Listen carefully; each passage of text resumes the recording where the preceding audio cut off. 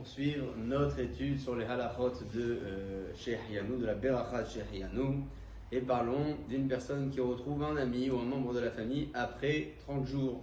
Nous parlions hier de la période de 12 mois, parlons ce soir d'une période de 30 jours.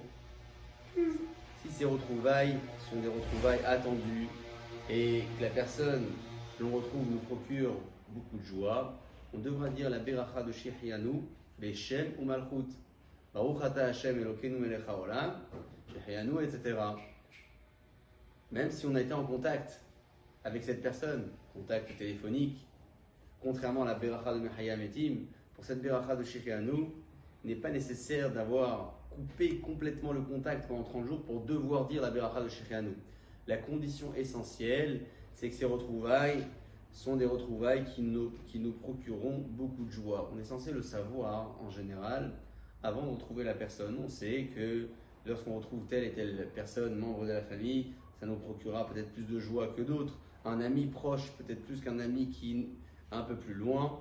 Voilà pourquoi c'est noté dans Halacha que dans ce cas-là, on devra dire la Beracha de Shehianu. Il est vrai qu'aujourd'hui, cette Beracha-là se répand et se dit par beaucoup de personnes sans le Shem ou Malchut, sans le nom d'Akadosh Baruch Hu, lorsque l'on entend peut-être une bonne nouvelle ou lorsqu'on rencontre une personne que l'on apprécie.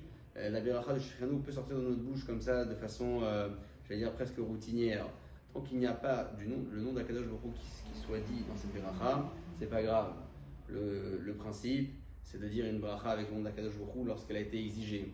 Si je l'ai dit sans le nom d'Akadosh Baruch Hu, alors que j'en avais pas l'obligation, au grand maximum, j'aurais dit simplement Shehianu, je remercie Akadosh Baruch Hu qui m'a permis de vivre cet instant. Il est donc important de connaître la condition primordiale que la halakha exige, c'est que la personne que l'on va retrouver nous procure de la joie, de telle sorte que l'on puisse dire la Beracha de Shehianu autant qu'on aurait dû la dire sur le port d'un nouveau vêtement ou encore sur l'achat d'un vêtement qui nous procure beaucoup de joie, même si ce n'est pas une grande tenue de soirée Beruchim Tiviou.